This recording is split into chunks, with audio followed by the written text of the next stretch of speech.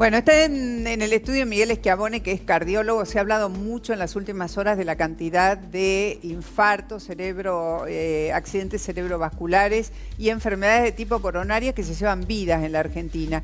Y también se dijo, doctor, en estos días que muy poca gente está yendo a sus controles, está atajando a tiempo síntomas que pueden ser letales, que se está dejando estar por el tema del coronavirus. ¿Qué hacemos con esto? ¿Qué se hace? Es así, Mónica. La verdad es que la hipertensión arterial es una enfermedad que afecta al 36% de la población. O sea, 3 de cada 10 más o menos es hipertenso.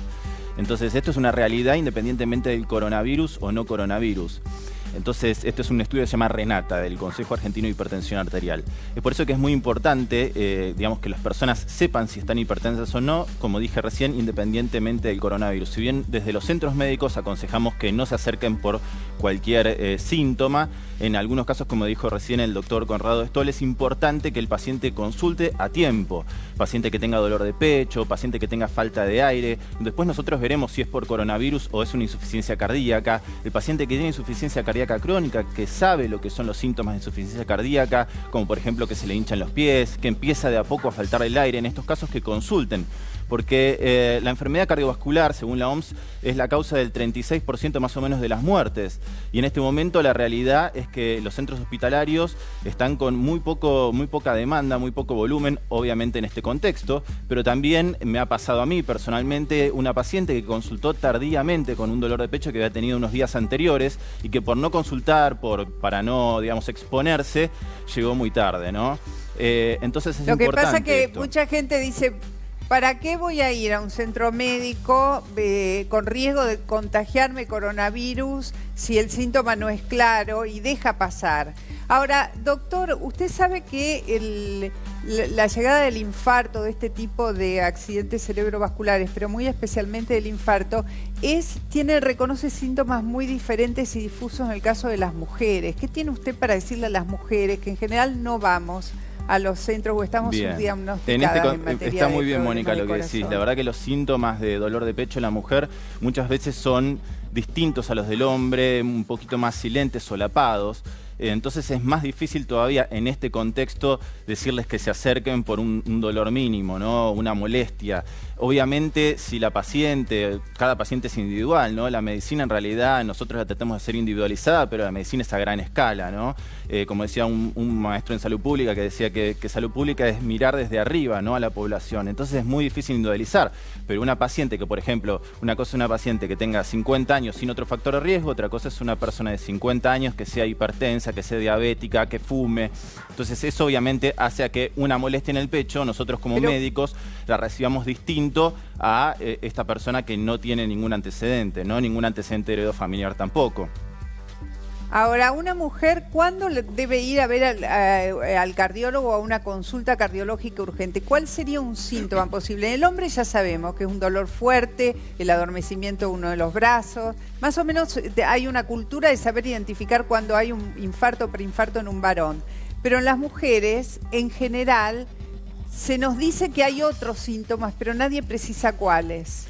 Mónica, una cosita que voy a detallar, que algunos centros y los que tengan cobertura tienen la posibilidad de entrar en algo que se llama telemedicina, que hoy en día no existía hasta antes del coronavirus, y desde el coronavirus la mayor parte de los centros estamos involucrados en esto, ¿no? El Hospital Británico principalmente. Entonces, por ahí, esta es una vía de canalizar algunas consultas para no ir hasta una guardia o no ir a un centro médico donde por ahí se hace una demanda espontánea. Los síntomas que puede tener una mujer son muy variados, desde una molestia mínima precordial.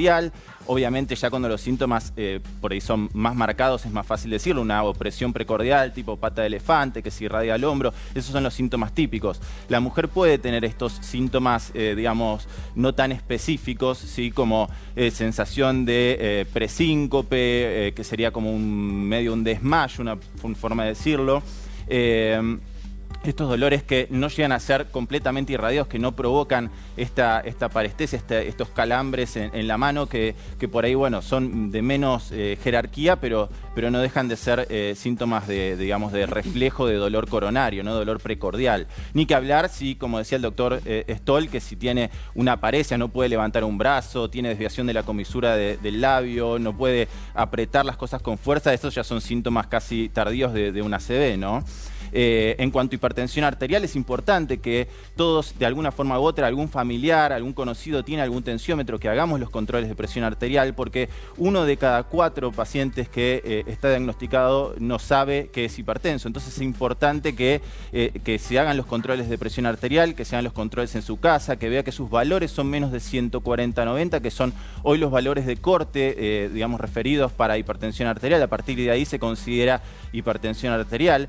Entonces, en esos casos, si el paciente llega a tener registros elevados de forma correctamente tomadas, nosotros desde el Consejo Argentino de Hipertensión Arterial, desde la Fundación Cardiológica Argentina, tenemos varios videos con respecto a los cuidados que tienen que tener los pacientes hipertensos. Actividad física, que Mónica me dirá, si hoy cómo hacemos si no podemos salir, y me parece totalmente lógico no salir a hacer actividad física en este momento, pero en el hogar uno puede tener ciertas, digamos, forma de hacer actividad, ¿no? Mínimamente ya caminar es diferente a estar sentado todo el día.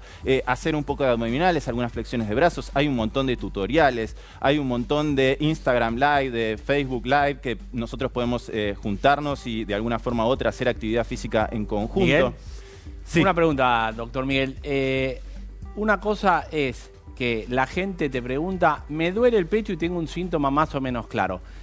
La fundamental información de tranquilizarlo, que si va al servicio de cardiología del hospital o del sanatorio, no va a estar al lado del que tiene tos y fiebre. Por lo cual que vaya tranquilo, porque son 2 circuitos separados. Buenísima esa aclaración. En el Hospital Británico y en muchos centros, el Hospital Italiano, entre otros, hicimos, a partir de este tiempo que nos dieron, poder darnos la posibilidad de dividir entre lo que serían áreas sucias o áreas rojas y áreas verdes y áreas limpias. Se hace lo que se llama un triage, que es una pequeña encuesta, se le pregunta si tuvo fiebre, se le hace un testeo de la temperatura, se les pregunta si ha estado en contacto con alguien, y en base a eso es que se le asigna el sector que corresponde. Entonces, si uno consulta por una molestia y no tiene ninguno de estos antecedentes, va a ir al área limpia, va a estar atendido por un médico que probablemente no haya estado en ningún momento en el área sucia, y si lo haya estado, seguramente haya estado con toda la protección necesaria.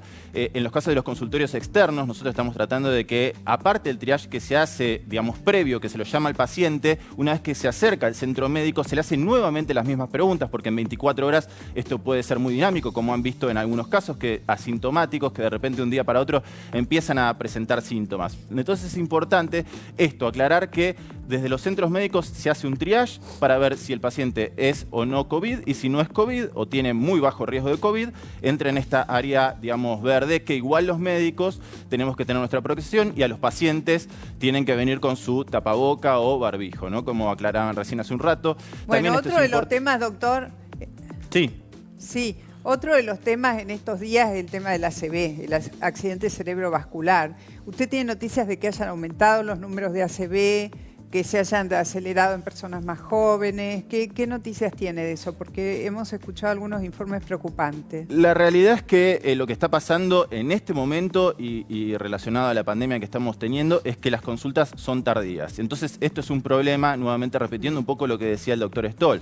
Los pacientes ya consultan con evolución de los síntomas, y esto obviamente para nosotros es más difícil después para poder revertir todos esos síntomas, ese ACV que ya progresó, ¿no? Lo mismo en el caso del infarto.